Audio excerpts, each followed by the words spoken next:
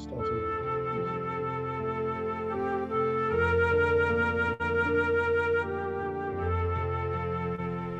I don't know how. Just go on the bed.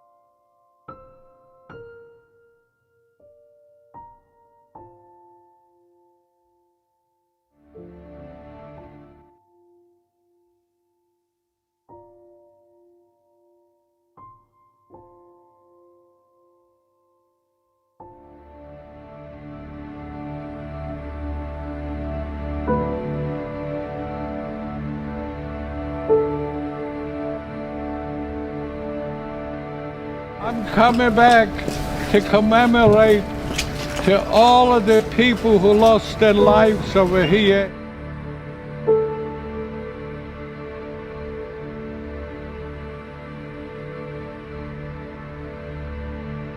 Mama! A child shows Mama!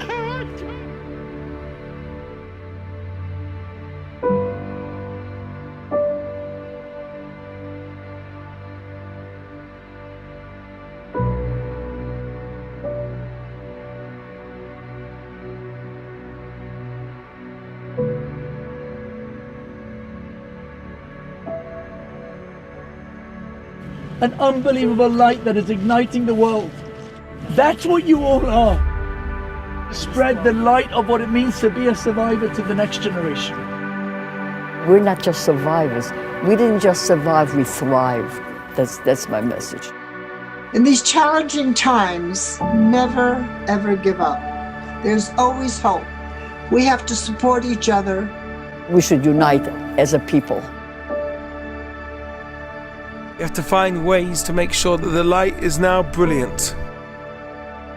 Light the fire, pass it on, make it bigger, make it stronger. Let it grow into a bright light that will never be extinguished.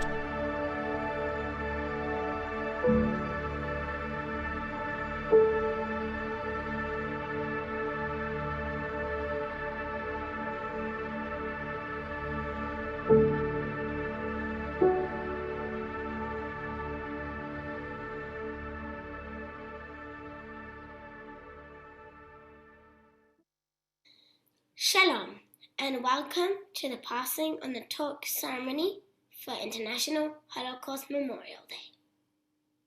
שלום וברוכים הבאים לטקס העברת הלפיד להנצחת יום הזיכרון הבינלאומי לשואה.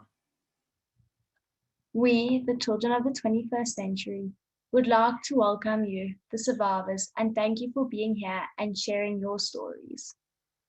We are growing up in a world where the events of the Shoah can seem far away, but we are privileged to have you to tell us what happened in your own words. Our children and grandchildren will one day ask us with wonder if we ever met the miraculous people who survived the destruction. Despite all the suffering you went through, you went on to build families, communities, and the state of Israel. We are ready to learn the lessons that you received from your parents and they from theirs. We are inspired by your faith in yourselves and in humanity, inspired by your belief that the world can be a better place.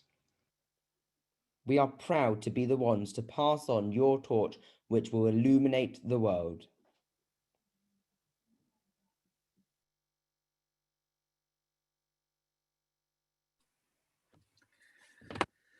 Hi, my name is Tzvi Sperber, Shalom, and on behalf of more than 150 survivors and over 80 organizations, partner organizations that we have here, we welcome you to the ceremony for the Holocaust Memorial Day. 15 years ago, together with Rabbi Naftali Schiff, I founded JRoots. We were motivated by the need for people in our generation to learn from you, the survivors. It was not enough to say the words never again after hearing stories of the untellable, but it was for us to learn what we can do from your testimonies, to understand how you overcame the most severe form of persecution and still went on to become productive members of the communities in which you settled. You have exhibited an extraordinary resilience and love of family and community.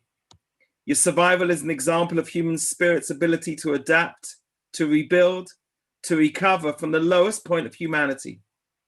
You provide hope and set an example to us all. It is by no coincidence that the portion of the Torah that we read this week is B'Shalach. We are leaving Egypt and heading to Israel. We are stopped at the Red Sea. The people of Israel are shell-shocked. But then the Talmud describes Nachshon ben Aminadav. Witnessing this paralysis of the Jewish people, he jumps into the raging waters and leads the way to freedom and ultimately to a new life and a new chapter for the Jewish people. The Nachshon ben Aminadavs of our generation are you, the survivors, who when all odds were stacked against you, you helped split the seas and have led us to build new lives and to continue to write a new Jewish book. You've taught us to look at every situation and never give up. As Viktor Frankl wrote in Man's Search for Meaning, forces beyond your control can take away everything you possess, except one thing: your freedom to choose how you will respond to the situation. Despite tremendous hardships during the Holocaust, you, the survivors, held on to hope. Hope that you would rebuild your lives. You've taught us that nothing can stop us if we work together. Today is a tribute to you, as it should be. With over 150 survivors who've joined this event, survivors that span the globe. We have survivors who have joined us from Israel, from the USA, the UK, Canada, South Africa, Poland, Australia, Germany, Switzerland, Belgium, Hungary. And at the same time, let me send our condolences to the Bozena family, as we heard yesterday as one of our survivors had passed away. It is with amazement that we have stood and watched you all, you who arose from the ashes and have never ceased to contribute to society. Even today, you turned up to show your resilience and your will to continue to build the world that we live in. The urge of defiance that nothing will beat you. You found a sense of purpose by bearing witness to the atrocities that you endured. You speak passionately about your hope for a world that is free from racial intolerance, bigotry, and hatred. You stand up and you fight for human rights, global injustice, and social changes that improve the quality of our lives. We've had the incredible privilege to connect with so many of you our dear, precious, esteemed survivors over the course of this ever so challenging year. Whilst many of us have perhaps moaned through these times, I can personally attest to the fact that never, not once, did I hear one single word of complaint from any of you, from even one survivor over the past 10 months. A frustration perhaps, not being able to meet young people, to share your memories, to teach, to inspire, and to love life to the full. But never, not once, not one word of complaint. And today we humbly pay homage to you. And we thank you for having shared so much with us. Last year, we stood with many of you, the survivors, at the 75th commemoration of the liberation of Auschwitz. And at the end of Shabbat, each one of you held up so high a Havdalah torch, a candle. We made a pledge to you. We shall never forget you. We should never forget your families. We should never forget the 6 million. We pledge to you to carry your torch aloft, to remember that which each of you has shared with us and that which each of you has taught us. And today, this afternoon, this morning, this evening, wherever in the world you are, we're all one. And we reiterate our pledge to you now. Each of you has not just held up a torch in the darkness, rather you have and you continue to be the light, our light in the darkness. Your resilience, your persistence, your insistence, your hope, your tolerance, your love, your drive, your energy, your passion will remain with us, all of us, forever. It's an honor to welcome Mr. Manfred Goldberg from London, born in 1930 in Kassel, central Germany. Mr. Goldberg witnessed his synagogue being torched on Kristallnacht. He subsequently endured 3 years in the Riga ghetto in Latvia. And after having been transferred to a grueling slave camp in Stutthof, a concentration camp, and a number of others, he was ordered on an appalling death march and was finally liberated in Neustadt, Germany. Thank you, Mr. Goldberg, for sharing your memories and passing on the torch together with us today. My name is Manfred Goldberg, Michael, but Manfred in German. Shortly after Kristallnacht, our Jewish school was forcibly closed, and all Jewish children who attended non-Jewish schools were expelled. So there was no further education for any Jewish child.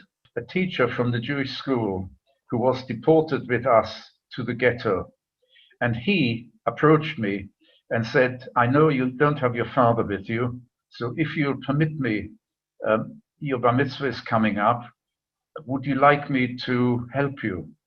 And I must confess to you that I really did not have much idea of what bar mitzvah meant, what it was all about.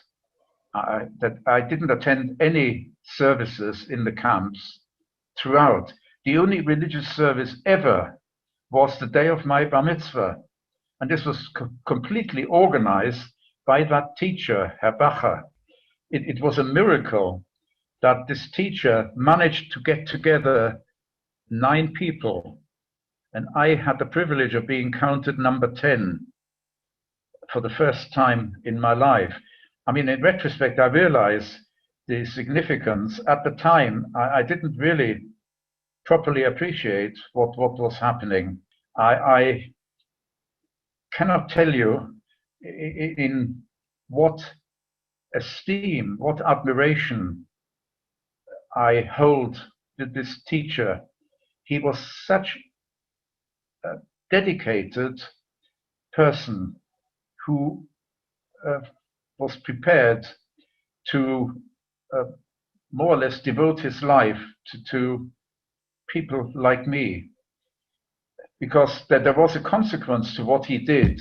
I can tell you in all honesty and from my heart that you will never fully be able to understand or anticipate the lifelong impact your behavior towards children will have in later life. To you, it may just be a transient occasion, but to children, many of these occasions are lasting memories. And it can have vast consequences in later life.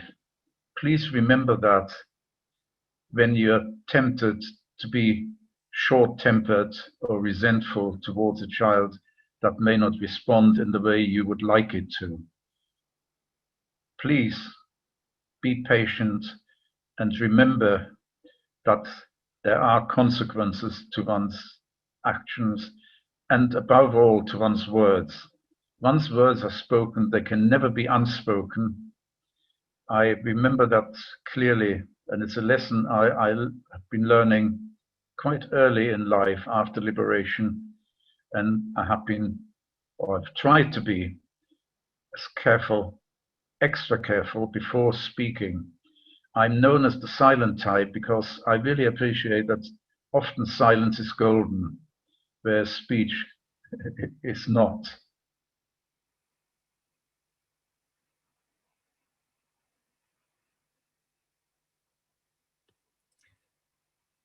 Thank you, Mr. Goldberg. It's an honor now to introduce Professor Deborah Lipstadt. Deborah Lipstadt is the Dorot Professor of Modern Jewish History and Holocaust Studies at Emory University. She holds over 6 honorary doctorates and is the author of numerous books. In an earlier interview, Professor Lipstadt commented that you only want to publish books that are relevant. And unfortunately, due to the rise in anti-Semitism over the world in the last few years, she felt that she must bring out her latest book, Anti-Semitism Here and Now, which is another National Book Award winner. The world got to know Deborah Lipstadt after the film Denial, where she fought Holocaust denier David Irving in court, and she won. However, we have known about her for a long time. She is one of the most sought-after speakers today on the Holocaust and anti-Semitism today, and we are honored that she has given up time to address our passing of the torch ceremony. Professor Lipstadt. Bruchim Habayim, welcome.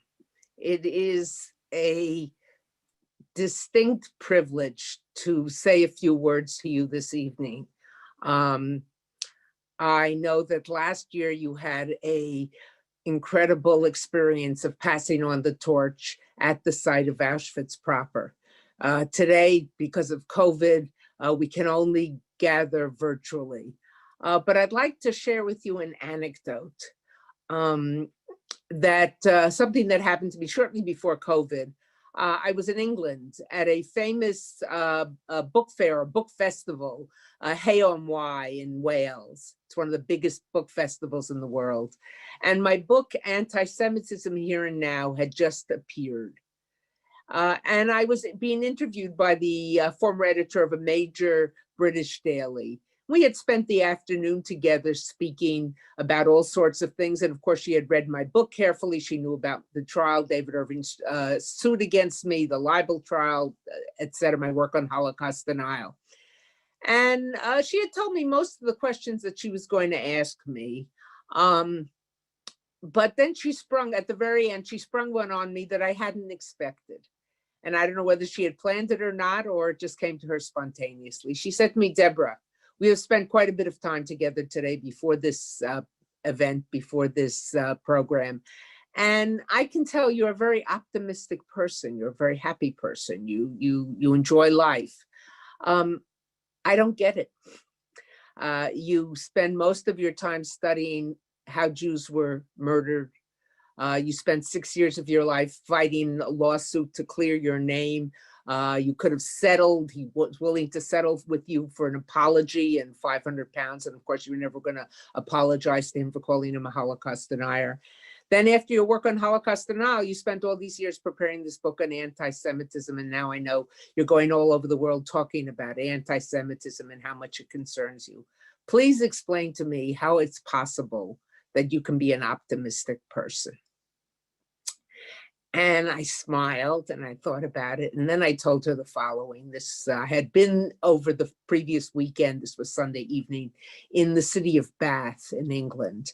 And it's an ancient city. You know, the Romans discovered the baths there in the 1st century. And I had visited, in addition to visiting Stonehenge, which is nearby, I had visited the baths, the excavations. And you walk through them and it's like an ancient first-class spa. There's a steam room and a hot massage and hot pools and cool pools and a gym. Beautiful. I thought, if I had been around here at that time, I would have gladly joined up with the Romans and participated in the spa. This is someplace I'd like to work at. And then I came to the temple, because the Romans thought this was the hot springs were a gift from God. And so there was a temple to celebrate that. And I suddenly realized that I wouldn't have been so comfortable there. Certainly there were Jews who went to these spas and baths because they thought the whole idea of all these gods was Narishkeit, was silly. But still, I thought about all those centuries when Jews lived in better, worse, not so good conditions, and they always had the option of leaving their Jewish identity and joining the majority, to live a materially better life, to improve their status, and they didn't do it. They clung to what they believed, they reveled in what they believed, they developed unbelievable intellectual, legal, material artifacts, all sorts of, they created a culture, often living in difficult circumstances and sometimes not so difficult, but often knowing that persecution could happen. And they had done this for millennia. So I said to my interlocutor, I said to the woman who was asking me the questions, I said, over all these centuries, Jews have clung to what they, and reveled in, not just clung, it sounded too like you were saving a life, but they've reveled in who they are. How could I be pessimistic?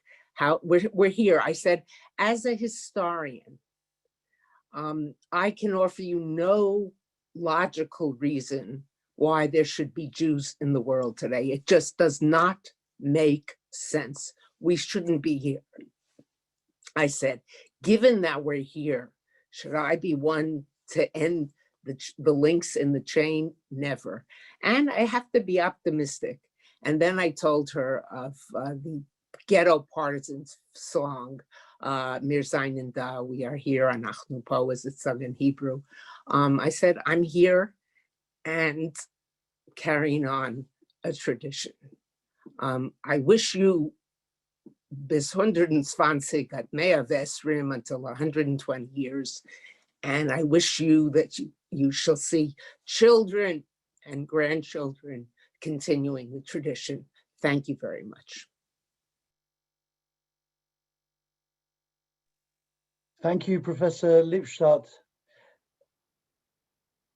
David Marks was born in the village of Sivania, Romania in 1928. He was number 9 of 12 children. Age 16, he was transported to Auschwitz, where 35 members of his family were sent straight to the gas chambers. David eventually got to Palestine, where he served in the IDF as soon as it was formed. And at age 92, David is still active in his woodwork shop, creating gifts for those he loves. As Elie Wiesel famously said, the opposite of love is not hate, it's indifference. David Marks, your capacity to love humanity, to give of yourself, is only matched by your energy, your drive, and love of life itself. My name is David Marks. I am 92 years old, a Holocaust survivor, and I have the chance and to tell a little bit what I learned after the Holocaust survivor. I was in Birkenau and Auschwitz. And the most what we need was food and freedom. Those two items are the most important thing for a person. And if you don't have it, you are nechshav like a mat. You are not even alive. So I have a message to people which for years how important freedom is. And unfortunately, the last 2 weeks, 3 weeks, what we saw up in Washington, I want everybody should realize and they should keep an open mind that it's very fragile. I was raised in a family with 12 children. And what I got from my father and my mother, I till today, every day, I nourish from it. I believe in it. And I would love that other people should have, they should think about it and they should have some experience from my little speech. My mother was a very, very religious woman, and she was the most important thing was that the shchenim, the neighbors should not, because we were a little bit upper middle class, they should not miss anything. If there was any food left over or something, and you should always see how to help your neighbor. Get involved in the community. See what you can help. See what you can do for your neighbor. It goes two ways. You're gonna get the biggest share, not him. That lives to me till today. My father, he was a special man. When the Nazis came in and everything stopped, Jewish children couldn't get any education. Nothing. So the only chance was to stay home and to commiserate. My father said no. My message to the next generation, be honest, keep busy, and live a full life, never give up, and look for the future. I'm fortunate enough because I always believed in the future and I always said, never give up. And I thank God I met the love of my life at the age 92. And I married her New Year's. And the best is yet to come. And we're going to have a wonderful future. And I believe Am Yisrael Chai.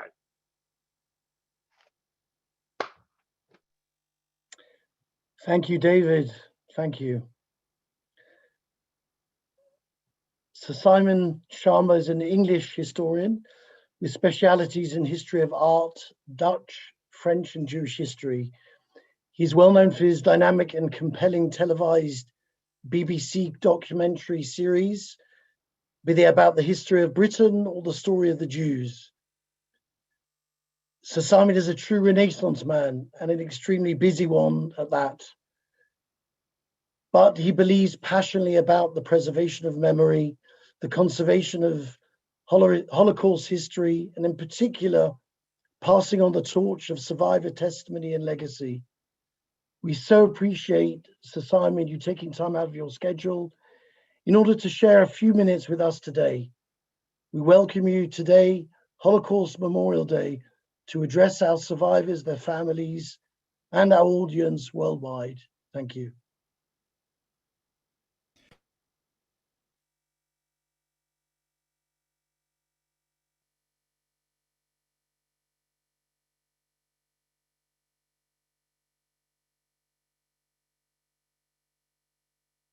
Exodus from Egypt to our children and future generations.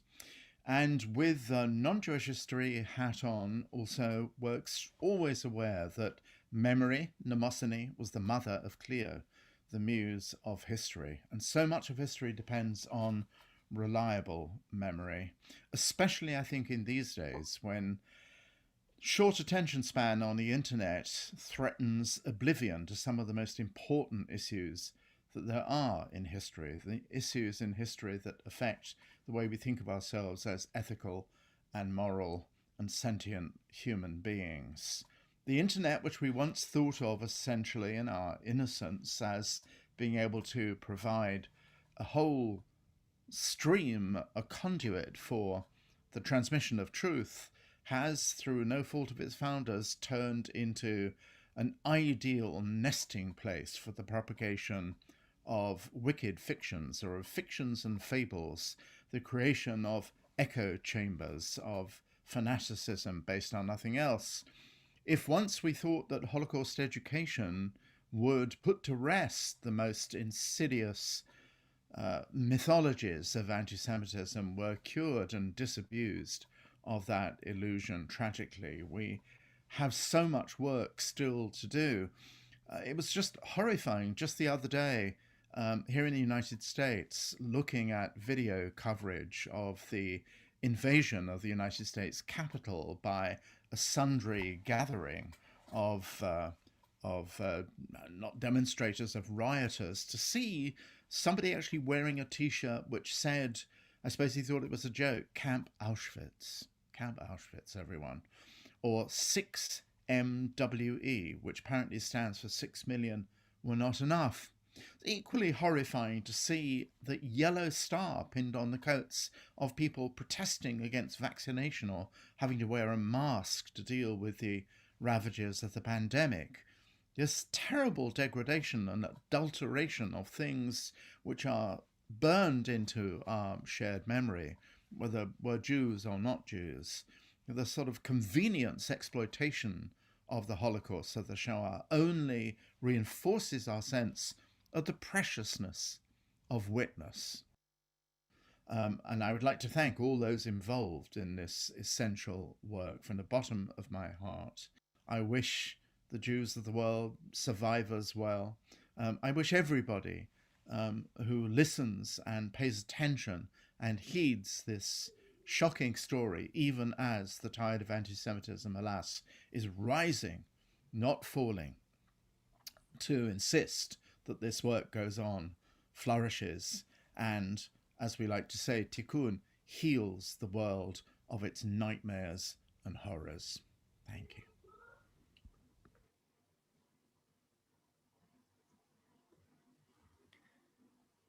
As we gather today to reach back into the past and to find the sparks that we wish to pass on to the future, we know that sometimes the sounds and the tunes we're familiar with transport us back to another era.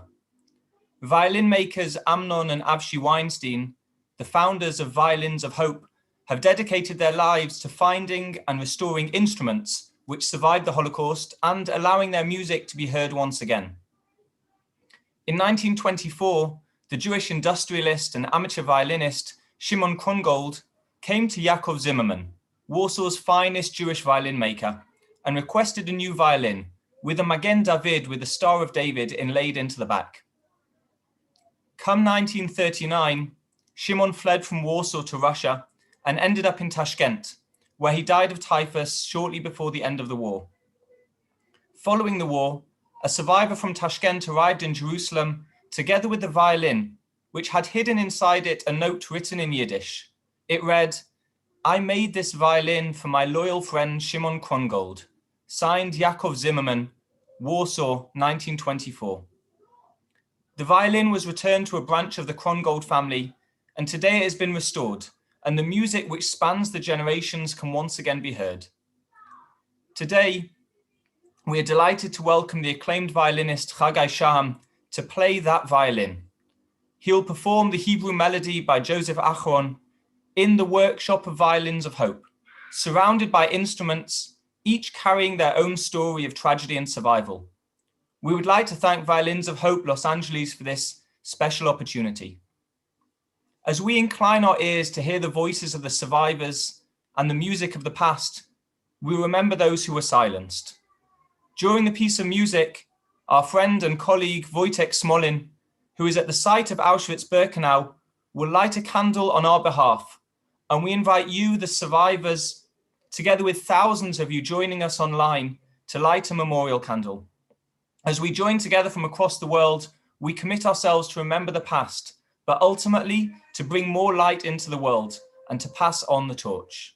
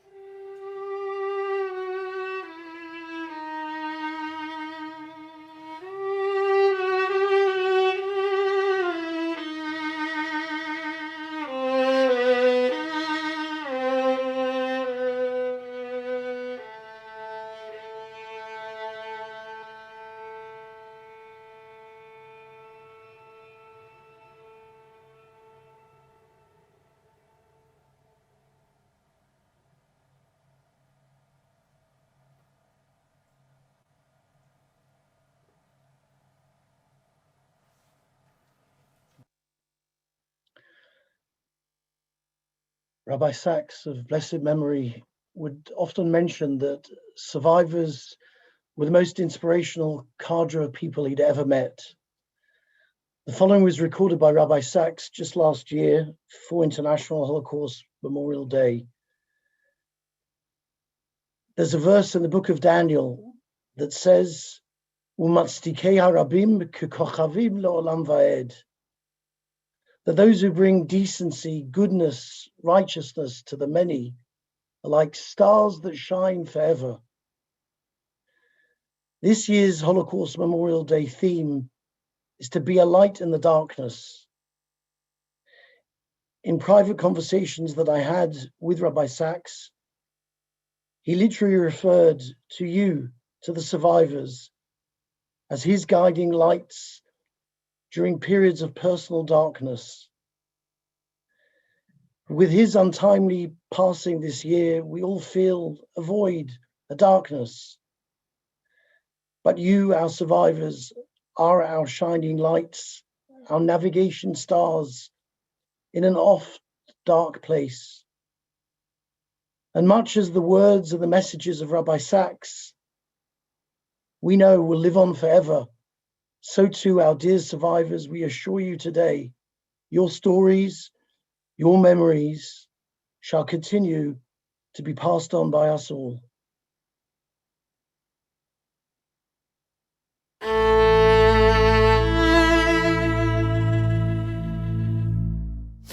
Time and again, the Bible uses the word zachor, remember. And that's what we do today on International Holocaust Memorial Day.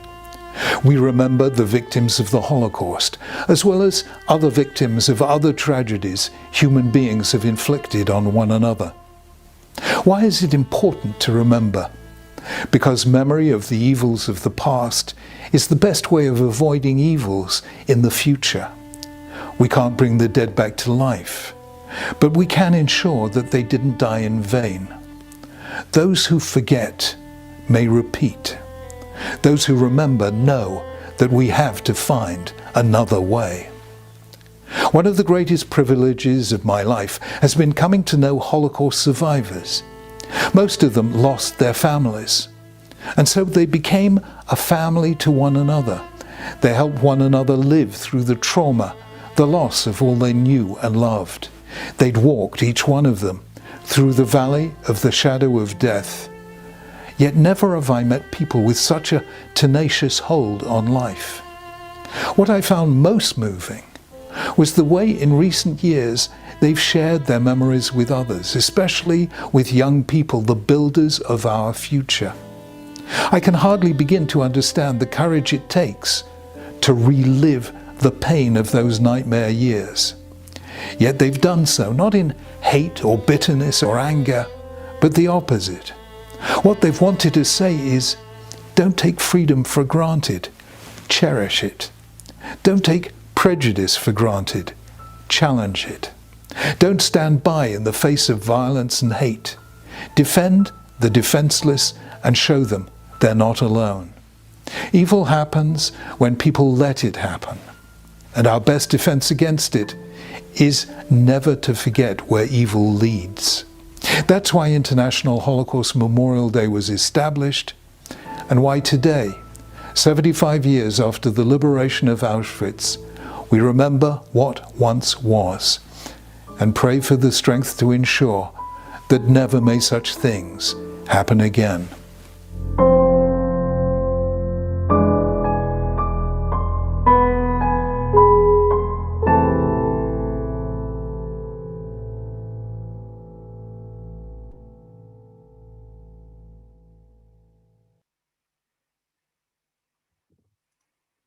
Today is all about you, the survivors, and we are so grateful to all of you that have come. We're also extremely honored to have Rina Quint, one of the survivors who has joined us, to pass on her message of inspiration and hope to us all.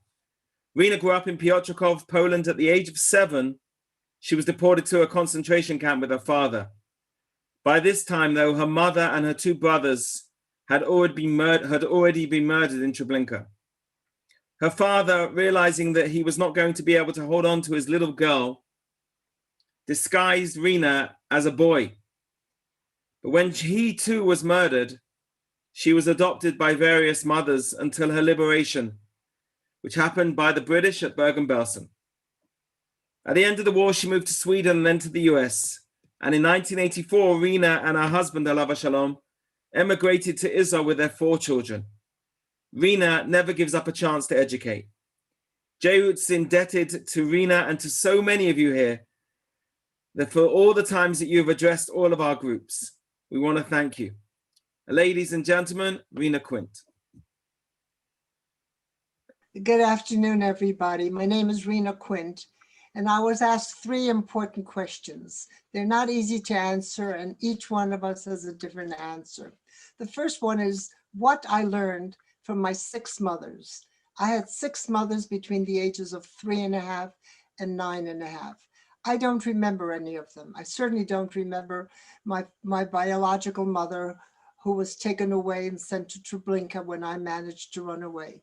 But I am sure that what I learned from her was trust and love, because all my life, every time I had to get a new mother, I had to love her and trust her. And when that mother disappeared, I had another mother whom I had to love and trust, and so on and so forth. And finally, the last mother, my 6th mother, I certainly loved and trusted her, and she certainly loved and trusted me. I know that I have to do something immediately. If something has to be done, you just do it. And all my life, I have had things to do. One of the things when I was 6 years old, when my mother, brothers, and I were taken into the synagogue in Pietrikov, I ran away. It was not a normal thing to do for a 6-year-old to run away from her mother. It was not a normal thing for my mother to let me run away, but I ran away because you had to do it. I know that you have to help others. I know that we all have to help others because it's the right thing to do. And also because you help others, you can hope and pray that others will help you. I think we all have to adjust to the situation. We have to improvise. We have to be flexible. We never know what's happening, and somehow or other you have to go along with that. One of the things that I probably got from my biological mother was my name. My name was Fredja, or Fredel. Fredel in English means joy, and joy in Hebrew means Rina. And my grandchildren and my friends always felt that I have always showed that I was happy, that I was joyful. And I'm sure that each one of my mothers gave me that feeling, that I was special. Whether it was true or not, I got that feeling from them. In these challenging times, what could I suggest to other people to do? They're very difficult times, but I think one of the things that we have to learn is never, ever give up. There's always hope. We have to be optimistic. We have to be good to our family and to our friends. It's the right thing to do. I feel very strongly that I believe in God and pray to God. We have to laugh as much as we can, even if there aren't things that are funny to laugh about. And I think we have to see the good in life. There are so many things that are good. Don't look at the bad, look at the good. I think we have to love life to the fullest, as much as we possibly can. We have to have fun, enjoy life, do as many enjoyable things as we can. I think we have to be honest and trustworthy. I think we all have to look for peace. No more war. War doesn't help anybody. War hurts everybody. We have to be peace. We have to love as much as we can. We have to support each other. We have to support the state of Israel. If only we had a state of Israel in the 1930s and 40s. We didn't have a state. It wasn't born until 1945. But now we do have a state, and we are so lucky, and we have to support our state. Whether our leaders do the right thing or not, we have to support Israel. And I hope you all get over this terrible pandemic that we have, and I hope we start life anew. I got my second vaccination yesterday, and I feel in 2 weeks, maybe I can see my children, my grandchildren, great-grandchildren, and friends again. And I hope to meet many of you again.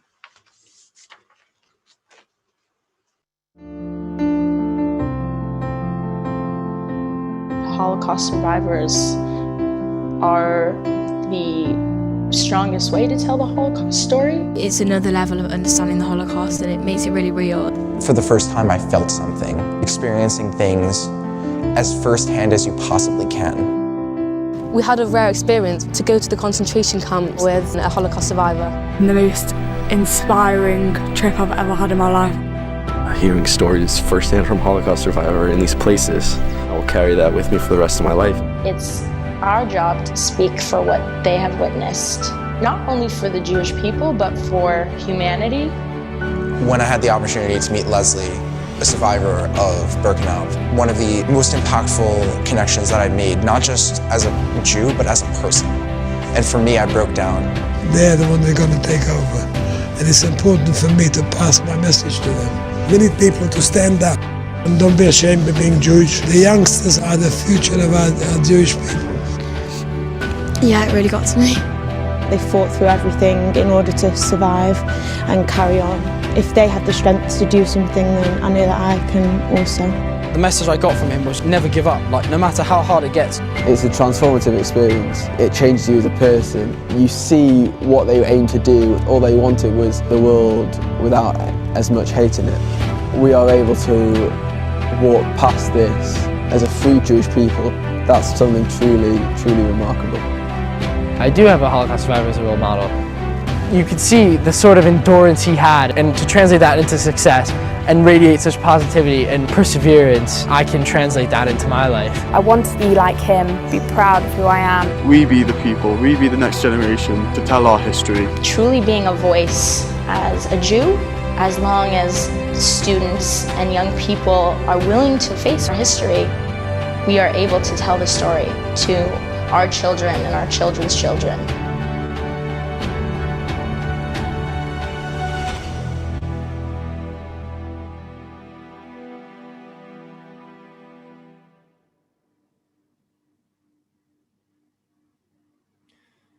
We are delighted to welcome David Leitner, better known to the world as Dugo.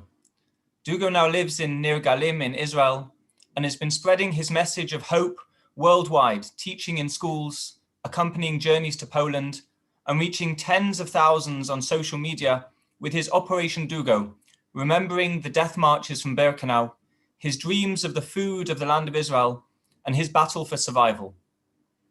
We invite him to share with us some of the things he learned from his parents, as well as what he would like to pass on to the generations of the future.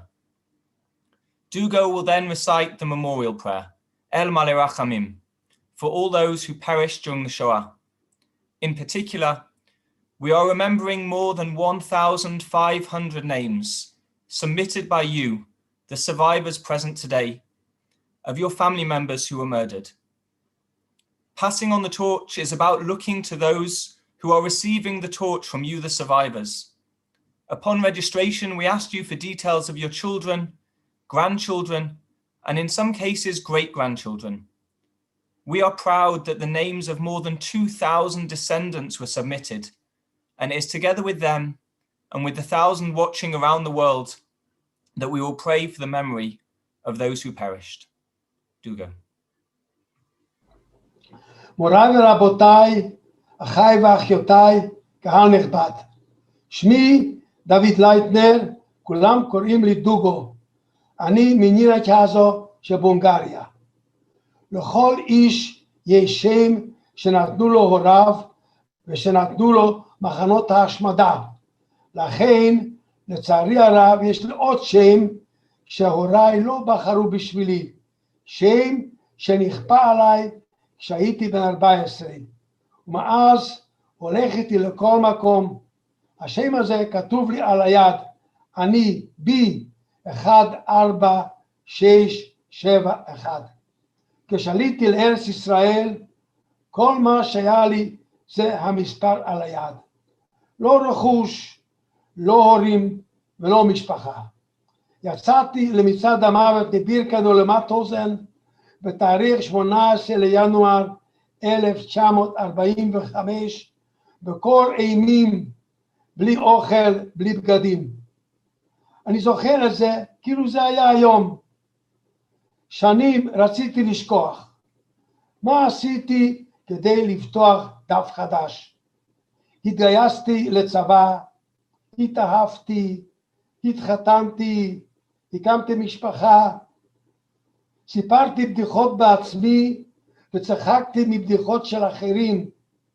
בלי הומור לא הייתי מצליח להמשיך לשרוד.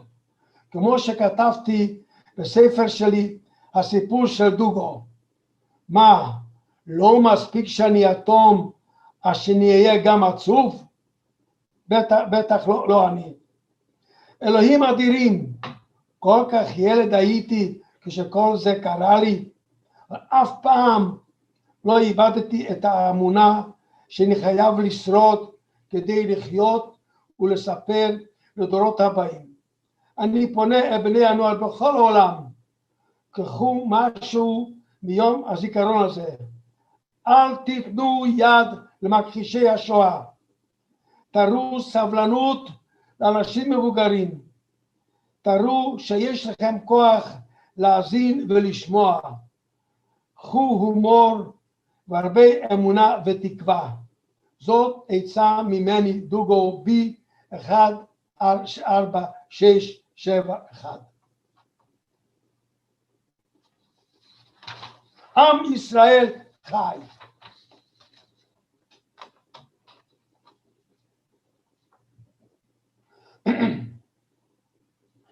אל מלא רחמים, שוכן במרומים, המצא מנוחה נכונה, על כנפי השכינה,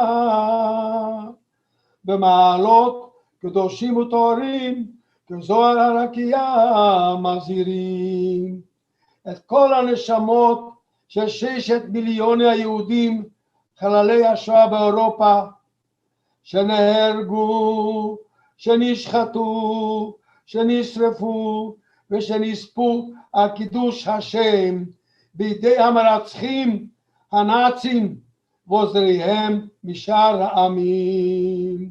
לכן בעל הרחמים יסתירם בסתר כנפיו לעולמים, ויצרור בצרור החיים את נשמותיהם. אדוני הוא נחלתם, בגני עדן תהא מנוחתם, ויעמדו לגורלם לקץ הימים, ונאמר אמן.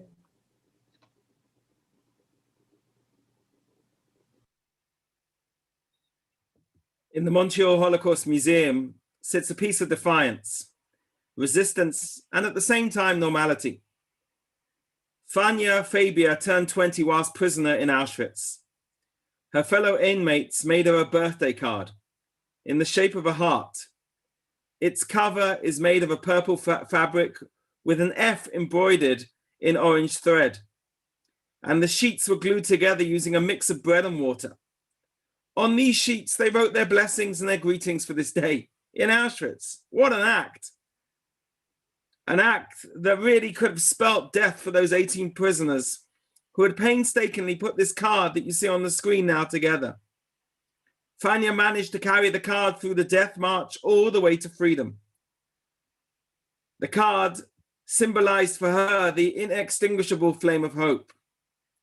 The hope, the Hatikva, which has carried our dreams from the gas chambers of Auschwitz to the rolling hills of the Carmel.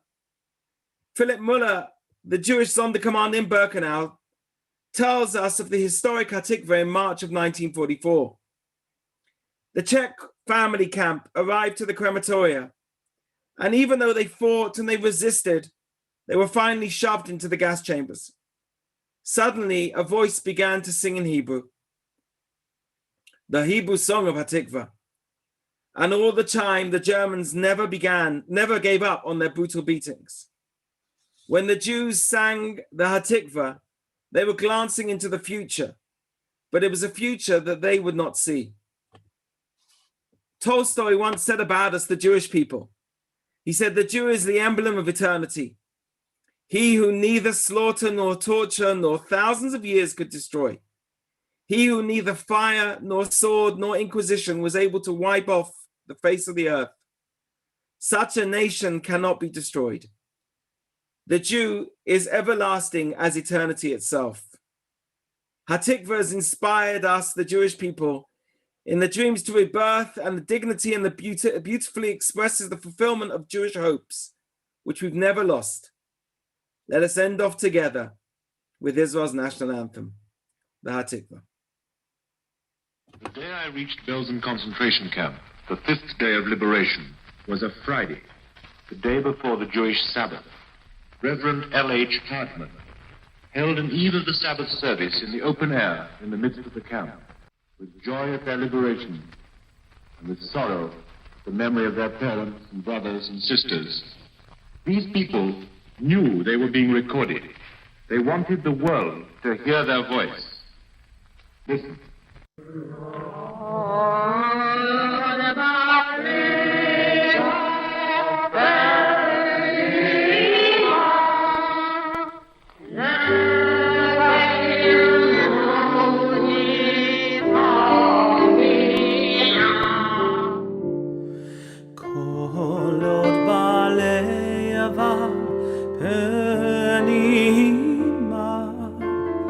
נפש יהודי הומייה ולפתי מזרח קדימה עין לציון צופיה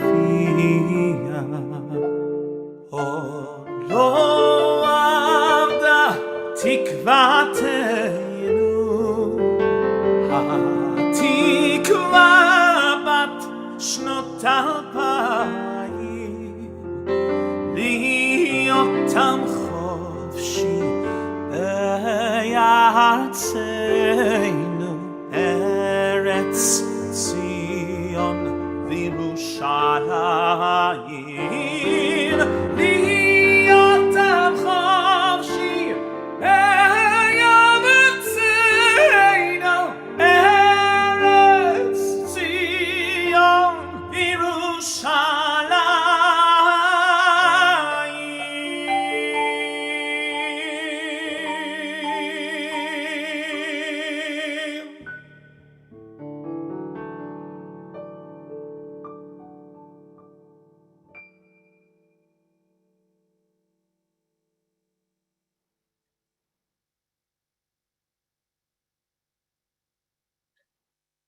Thank you. Thank you to 80 partner organizations from across the world. Thank you to Vievma Virtual Event Management, to Ben and Julian, Johnny Kalmus on the film production, and above all, to 150 survivors joining us from across the world. To each one of you, Yehudim, Toda, thank you. L'chaim, bis 120, ad 120, 120 in good health, in happiness. Keep teaching us, keep shining and lighting up a dark sky. Thank you. Thank you.